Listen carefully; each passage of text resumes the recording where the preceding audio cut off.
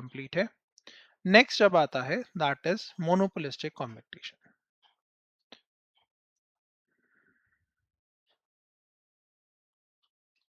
Okay, let's start with monopolistic competition.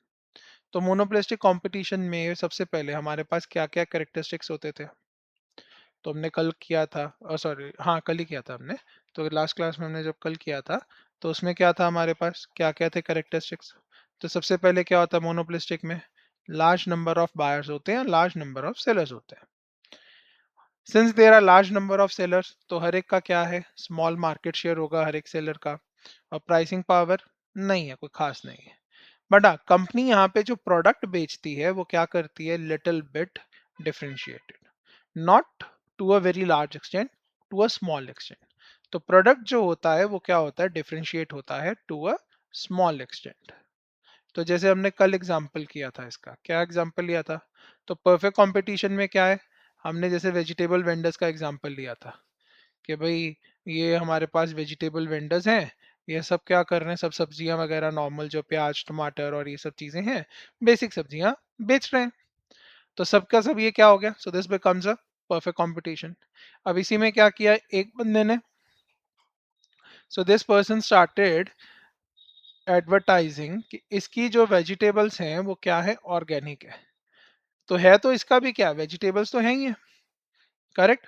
तो substitute अगर आप देखोगे भाई, जरूरी है ऑर्गेनिक प्याज ही खाना है, ऑर्गेनिक आलू ही खाना है, करेक्ट? तो नॉर्मल भी आप जो खा रहे हो उससे भी आपका सब्जी बन जाएगा, सब कुछ वैसे ही यूज होगा जैसे आप नॉर्मल यूज करते हो, करेक्ट? तो टेस्ट में भी कोई बहुत अंतर तो है नहीं।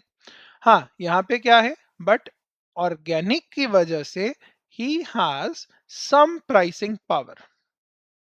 तो यहाँ पे क्या है, प्राइसिंग पावर आता है टू सम एक्सटेंट।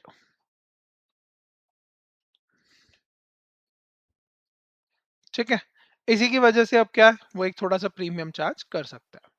बट इसमें एक चीज है भाई, अगर ये एडवर्टाइज नहीं करेगा तो लोगों को पता कैसे चलेगा कि ये अलग क्यों है, ये बाकियों से डिफरेंशिएट क्यों है? तो यहाँ पे आपको पैसा खर्च करना ही पड़ेगा फॉर मार्केटिंग, ठीक है, for quality, for branding as well. तो एडवर्टीजमेंट के ऊपर, ब्रांडिंग के ऊपर, मार्केटिंग के ऊपर, तो यहाँ पे आपका क्या है, नॉन प्राइस कंपटीशन एग्जिस्ट करेगा। ठीक है, ओवरऑल अगर आप देखोगे तो भाई अगला ये वाला सब्जी वाला है, ये कल से ये बोलता है, ये देखता है कि यार इसका तो अच्छा है, ये तो बड़े महंगे रेट पे बेच रहा है, इसका सामान भी बिक रहा है, तो ठीक है भाई मैं भी कॉपी करता हूँ, ये भी कल से क्या करेगा, ऑर्गेनिक बेचना कॉपी शुरू कर देगा। So there are low barriers to entry and exit here. Okay, तो लार्जली यहाँ पे जो ऐसी मार्केट्स होती हैं, ऐसी मार्केट्स में फर्म्स किस पे compete करते हैं एक दूसरे से? तो एक दूसरे से वो compete करते हैं प्राइस पे।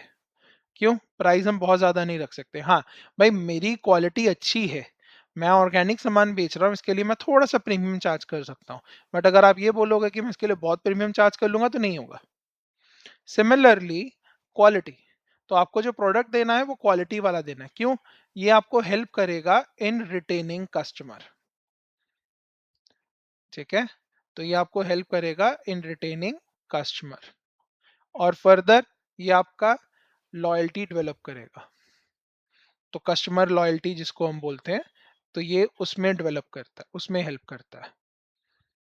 और नेक्स्ट, आपका प्रोडक्ट बाकियों से अलग कैसे है, तो उसके लिए आपको मार्केटिंग तो करनी ही पड़ेगी। तो बिना मार्केटिंग के काम नहीं चलेगा। ओके, क्लियर होगा यहाँ तक? यहाँ तक एनी डाउट?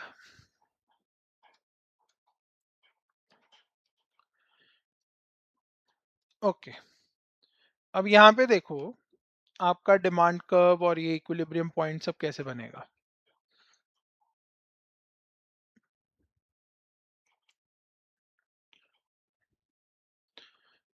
तो यहाँ पे, so this is your quantity, this is your price. So demand curve, this is for firm, not for the market. So demand curve would be something like this. Okay. So demand curve जो बनेगा वो कैसा बनेगा, something like this. जो MR curve होगा, marginal revenue curve, marginal revenue curve यहां से ही स्टार्ट होगा, but it will be so it will be below the, तो it will be steeper. Steeper का मतलब क्या है, अगर आप देखोगे तो इसका स्लोप यहाँ है, इसका स्लोप यहाँ है, करेक्ट। तो ये क्या है, थोड़ा वर्टिकल ज्यादा है तो तेजी से गिर रहा है। तो ये वो मार्जिनल रेवेन्यू कर्व क्या है, so it will lie below the. तो let me write it down here. So MR curve, so MR curve क्या होगा, तो MR curve will lie below the demand curve, and और ये क्या है, and it is steeper than the demand curve। तो ये डिमांड कर्व से भी क्या है, स्टीपर है। ठीक है, अब ऐसा क्यों। अब सीएफए की बुक्स में, बाकी बुक्स में भी अगर आप चेक करोगे तो सब में आपको ये तो मिलेगा कि भाई ऐसा होता है, पर क्यों होता है कोई एक्सप्लेन नहीं करता। ठीक है, तो रीजन क्या है वो देख लीजिए। नाउ सी, अगर मैं डिमांड कर्व की बात करूं, तो डिमांड कर्व, इसका हमारे पास फंक्शन क्या होता है, तो डिमांड कर्व हम कैसे लिखते हैं, तो price is equal to A minus B into quantity. A क्या है, दैट इज इंटरसेप्ट टर्म, और बी क्या है हमारा, that is slope. Minus sign क्या इंडिकेट करता है, इनवर्स रिलेशन। ओके, तो ये क्या इंडिकेट करता है, inverse relation between price and quantity. ठीक है, अब यहाँ पे देखो, हमारे पास जो ए है वो कहाँ पे, इंटरसेप्ट टर्म है, करेक्ट। तो हमारा ये रहा डिमांड कर्व। तो ये जो पॉइंट है, दिस इज योर ए, तो this is your intercept term, इसको कहते हैं इंटरसेप्ट। और स्लोप क्या है, ये वाला जो स्टीप है, इसको हम स्लोप कहते हैं। ओके, अब देखिए इधर मार्जिनल रेवेन्यू कैसे निकलेगा, ये भी हमने पहले किया हुआ है। तो मार्जिनल रेवेन्यू कैसे निकलता है, change in total revenue upon change in quantity, correct. अब टोटल रेवेन्यू कैसे निकलेगा, ये भी हमने किया, तो it is price into quantity. तो let's say for Q1 price क्या होगा, तो डिमांड कर्व में अगर मैं Q1 डाल दूं तो प्राइस कितना आएगा, A माइनस बी Q1। अब Q1 के लिए ही what will be the TR1, तो टोटल रेवेन्यू क्या होगा, P1 इंटू Q1। अब P1 की जगह क्या आएगा, A minus B Q1 into Q1, तो ये क्या आ गया, A Q1 minus B Q1 square. ठीक है, तो ये हमारे पास इक्वेशन आ गई। अब यहाँ पे मैंने क्वांटिटी थोड़ी सी बढ़ा दी, ठीक है।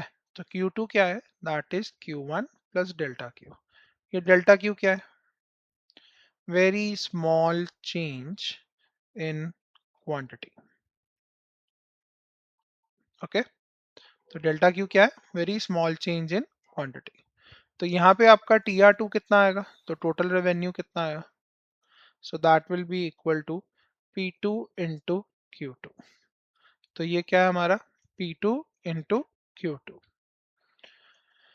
सो TR2 कैसे निकलेगा, तो प्राइस निकलेगा।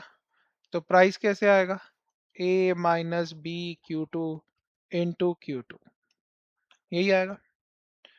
तो इसको आप लिख लीजिए, तो ये क्या आएगा, A minus B Q2 square. अब हमने कहा था भाई Q2 तो किसके बराबर है, Q1 प्लस डेल्टा Q, डाल दीजिए वैल्यू।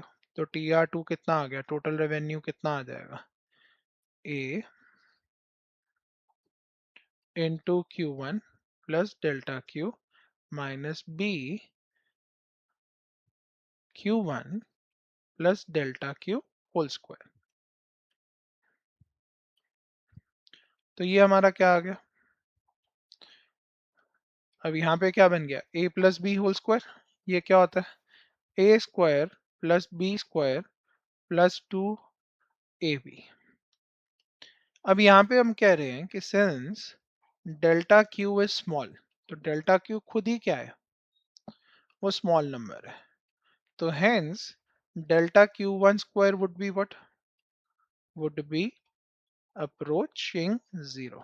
कैसे? देखो, अगर जैसे मैं डेल्टा क्यू अज्यूम करूं दैट इज 0.01, तो डेल्टा क्यू स्क्वायर क्या होगा?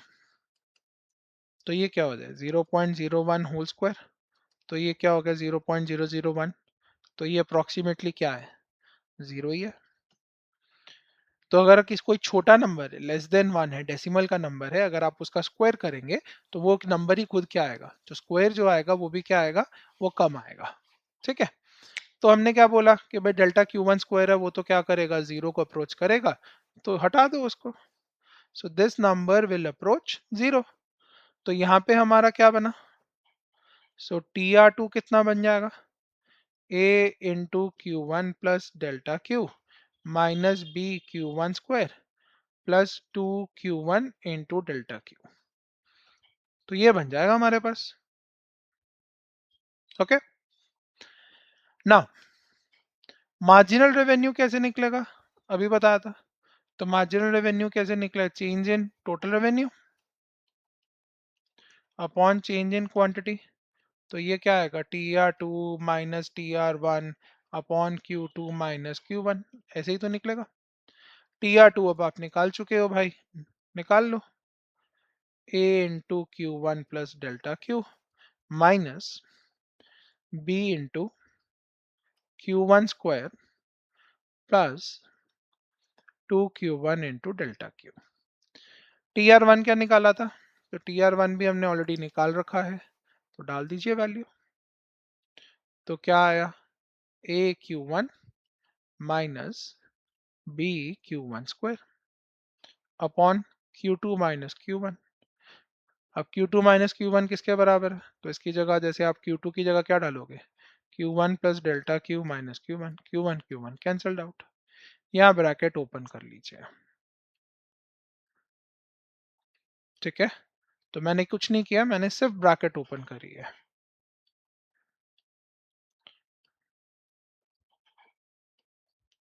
अब minus B Q one square plus B Q one square cancelled out, minus A Q one plus A Q one cancelled out.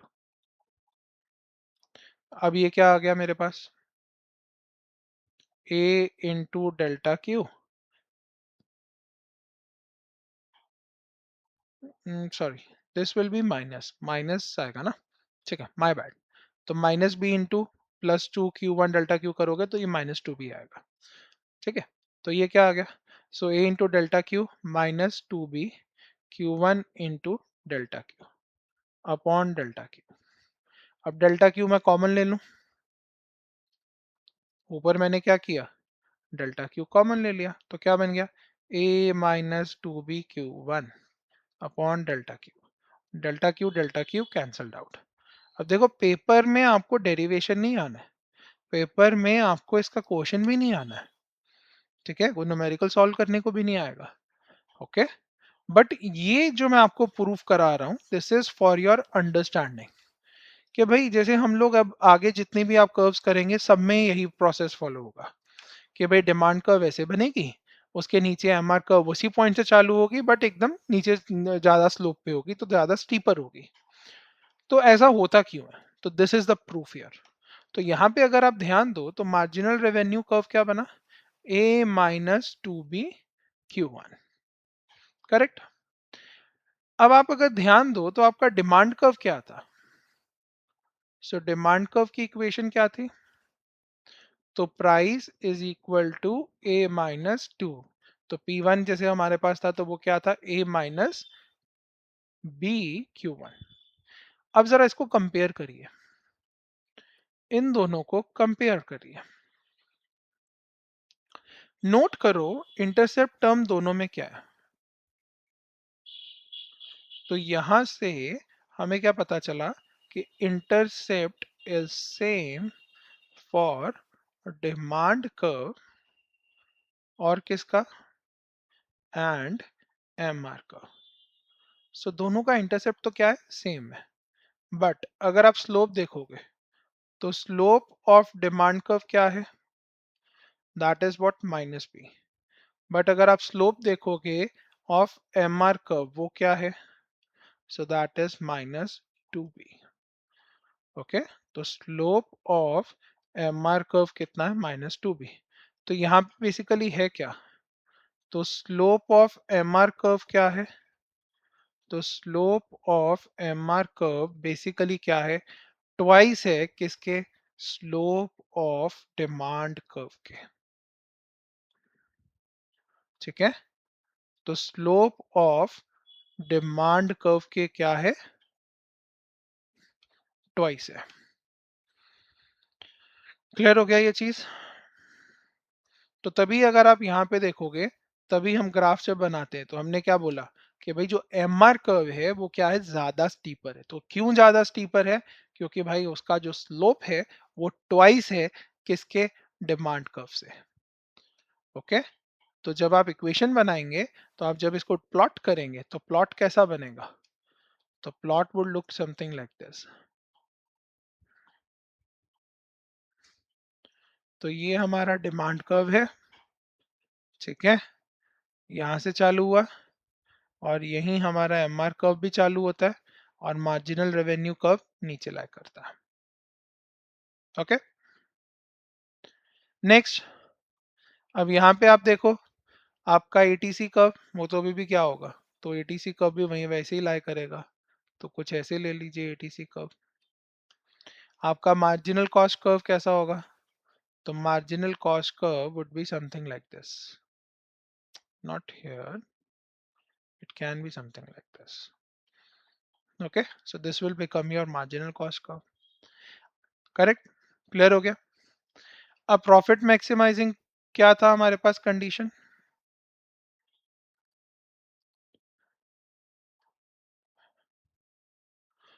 General condition क्या था? अब P is equal to M R, मत M C मत करना। क्यों? वो क्या था? M R is equal to M C. तो M R is equal to P जो होता है वो सिर्फ किस में होता है? परफेक्ट कॉम्पिटिशन में। तो जनरल कंडीशन हमारे पास क्या था? That is M R is equal to M C. ये हमने प्री रिक्विजिट्स वाले में किया था। तो ये वाला जो पॉइंट है, इस पॉइंट पे क्या है हमारा? So at this point M R is equal to M C. तो इसके कॉरेस्पॉन्डिंग मेरा प्राइस क्या है? तो इसके corresponding this is my price. इसके corresponding what is my ATC? This is my ATC here. Correct? और ये मेरा क्या है? Profit maximizing quantity.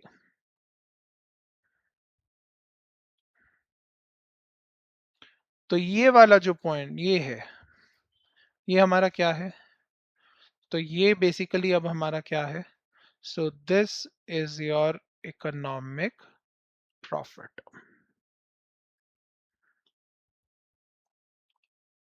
ओके, तो ये हमारा क्या बन गया? This is our economic profit. Economic profit किस में है? In monopolistic competition. Okay, so this is our economic profit in monopolistic competition. Clear हो गया यहाँ तक?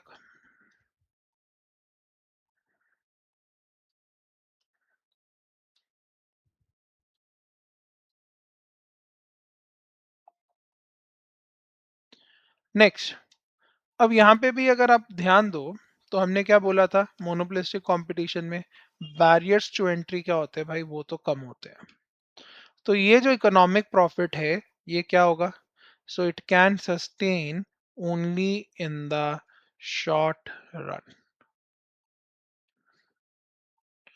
ठीक है, तो economic profit can sustain only in the short run. क्यों? क्यों ऐसा? Due to lower barrier to entry.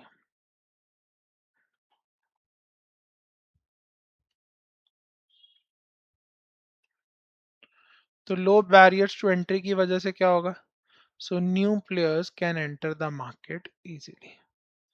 ठीक है, तो न्यू प्लेयर्स विल एंटर। तो जब न्यू प्लेयर्स एंटर करेंगे तो फिर क्या होगा? प्राइस कम हो जाएगा।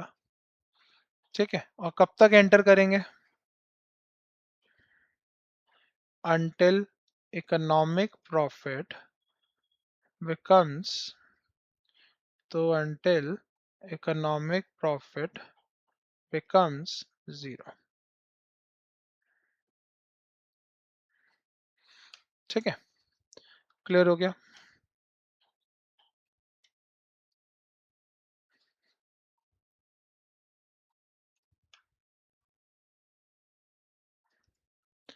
ओके, तो लॉन्ग रन में फिर ये कैसे बनेगा?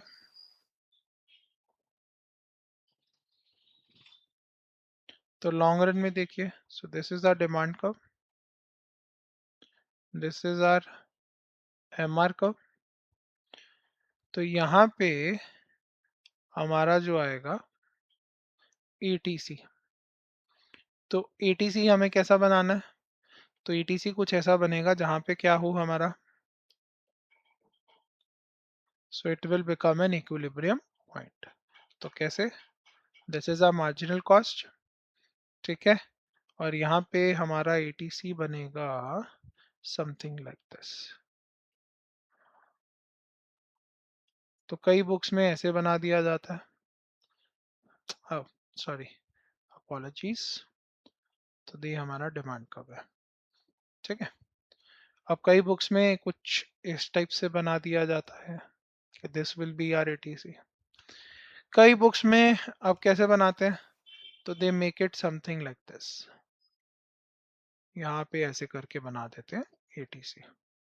तो कई बुक्स में ऐसे आता है, ठीक है। बट हाँ, ओवरऑल वो क्या कहना चाहते हैं कि भाई this becomes our what, so this point, at this point what we are having, mr is equal to mc। तो ये जो क्वांटिटी है ये क्या बन गई हमारी? So this is our profit maximizing quantity. इस क्वांटिटी के कॉरस्पॉन्डिंग प्राइस कितना है? वो ये रहा। तो price is equal to ATC. तो प्राइस इक्वल टू एटीसी हो गया, इसका क्या मतलब हुआ? तो it means zero economic profit, ठीक है। तो यहाँ पे हमारा क्या है? जीरो इकोनॉमिक प्रॉफिट है। बट ये कब होगा? So this is in the long run, ठीक है। तो monopolistic competition in the long run.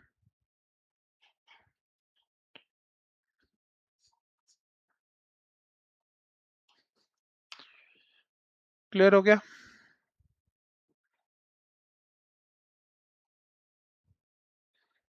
यहाँ तक कोई डाउट है?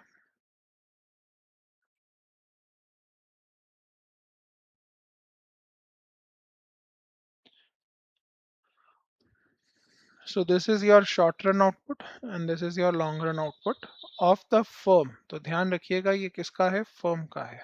किसमें? अंडर मोनोपोलिस्टिक कंपटीशन, ठीक है। Next, this is a comparison. तो this is a comparison under monopolistic competition and perfect competition. तो यहाँ पे भी क्या है? तो परफेक्ट कंपटीशन में स्ट्रेट लाइन होती थी, तो ये इक्विलिब्रियम, ये लॉन्ग रन ही है। So this is long run and this one is also long run, okay. तो यहाँ पे क्या है? तो price is equal to M C is equal to M R is equal to A T C. यहाँ पे हमारा क्या है? सो प्रॉफिट मैक्सिमाइजिंग है, तो M R is equal to M C होना ही है। And at this point price is equal to A T C, ये आपस में इक्वल नहीं है, ओके। तो ये ध्यान रखना। क्लियर हो गया यहाँ तक?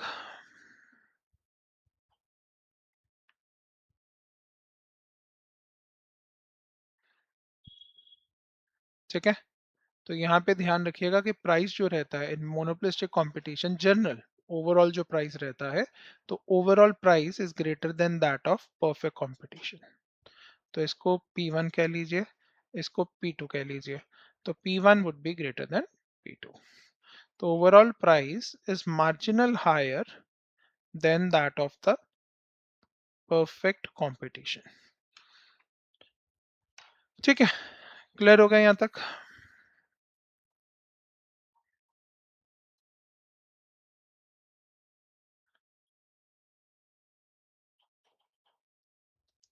यहाँ तक क्लियर है? अब यहाँ पे एक आता है क्वेश्चन कि भाई अगर जैसे हमने कहा था कि इन मोनोपोलिस्टिक कंपटीशन जो आपका इकोनॉमिक प्रॉफिट है वो ज़्यादा देर तक नहीं चलता। करेक्ट? हमने यही कहा था। करेक्ट? तो उसकी वजह से क्या economic profit in the long run becomes zero. तो लॉन्ग रन में तो वो ज़ीरो होगा ही। करेक्ट? बट अगर आप चाहते हो कि यार आपका जो डिफरेंशिएशन वाला पार्ट था उसको आप क्या कर सको थोड़ा सा लंबे टाइम तक खींच सको, तो आप जो इकोनॉमिक प्रॉफिट है उसको आप मेंटेन कर सको तो एकदम से ज़ीरो ना हो जाए। तो जैसे में हमने एग्जांपल लिया था तो हमने वेजिटेबल वेंडर का एग्जांपल लिया था और उसी के एग्जांपल के टर्म्स में समझाता। तो हमने क्या किया था कि हमारे पास ये वेजिटेबल वेंडर्स हैं। अब ये वाला वेजिटेबल क्या करता है, ये वाला वेजिटेबल वेंडर ऑर्गेनिक सब्जियां बेचता है।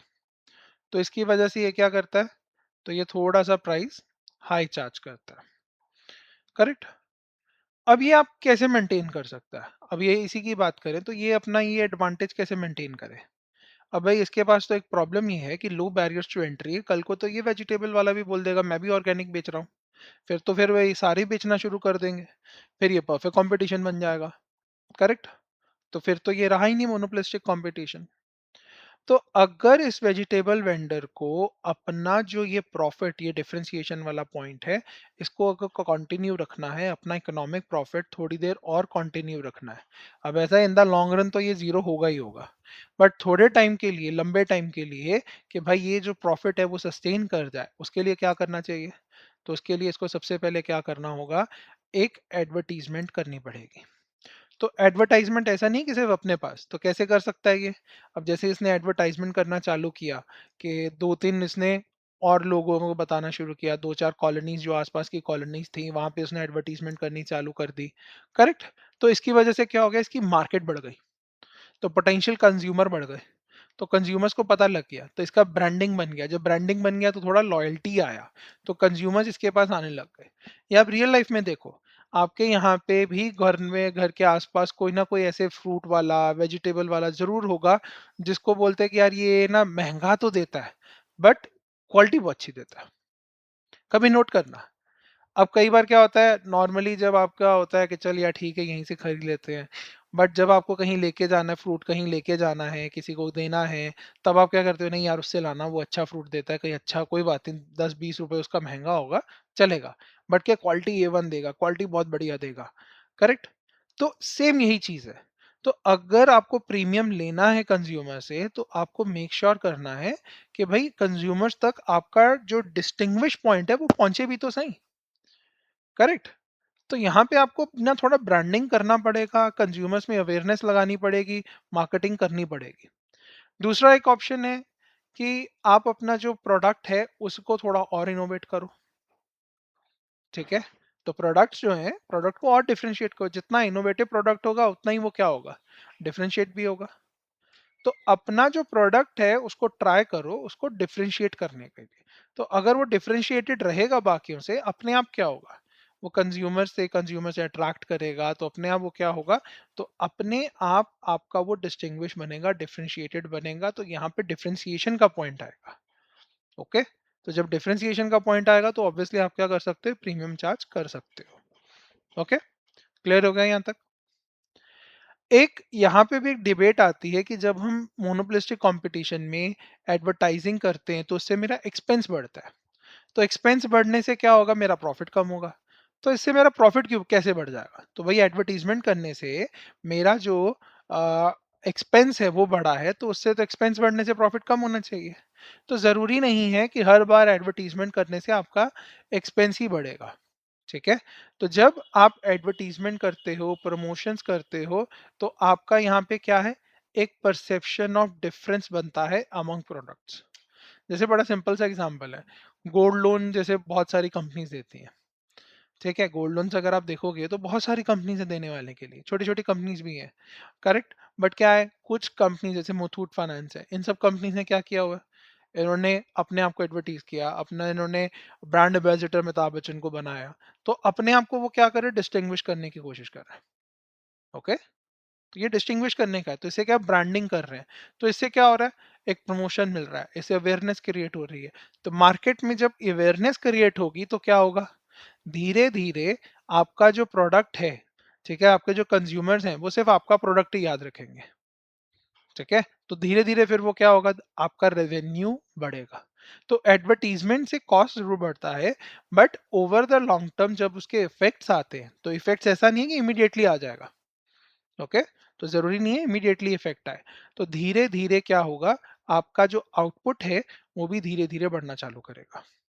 तो जब आपका आउटपुट बढ़ेगा तो क्या होगा, so there will be what, there will be an economies of scale. तो यहाँ पे एडवर्टीजमेंट से आपको इकोनॉमीज ऑफ स्केल में मिलता है। ठीक है, तो इकोनॉमीज ऑफ स्केल में क्या होता था, when our overall ATC declines. क्यों, भाई एडवर्टीजमेंट करी, खर्चा बढ़ा, मान लिया, परफेक्ट, बट इसकी वजह से क्या हुआ, मेरी सेल इतनी बढ़ गई, तो मैं ज़्यादा क्वांटिटी बनाने लग गया। तो जब मैं ज़्यादा क्वांटिटी बनाने लग गया, तो मैंने जब average total cost per unit निकाला, वो कम होने लग गया। ओके, वैसे तो टोटल कॉस्ट बढ़ेगा ही बढ़ेगा जैसे जैसे आप और क्वांटिटी प्रोड्यूस करोगे, बट एटीसी मेरा क्या हो गया, वो कम हो गया। तो ज़रूरी नहीं है कि एडवर्टाइजिंग है उसकी वजह से आपका प्रॉफिट कम हो। ओके, उसकी वजह से कई बार क्या होता है कि अगर आउटपुट अच्छा मिला, रिजल्ट अच्छा मिला उस एडवर्टीजमेंट का, तो आपकी सेल बढ़ेगी, जिसकी वजह से आपका एवरेज टोटल कॉस्ट कम हो जाएगा, तो उससे आपको इकोनॉमीज ऑफ स्केल भी मिलेगा। ओके, क्लियर हो गया ये चीज़, यहाँ तक कोई डाउट है? नेक्स्ट इसके बाद आता है ओलिगोपॉली। तो ओलिगोपॉली आज नहीं करेंगे, ठीक है, oligopoly we will start in the next class. तो इसके बाद है ओलिगोपॉली एंड देन मोनोपोली। तो दो ही टॉपिक बचे हैं, ठीक है, then we will be done with this chapter. एक चैप्टर, एक पॉइंट और है, एक टॉपिक है और, that is the firm concentration ratio. Okay, तो छोटा सा ही टॉपिक है, तो वो भी हो जाएगा। ओके, चलिए, ठीक है, आज के लिए इतना करते हैं। तो in the next class we will start with oligopoly.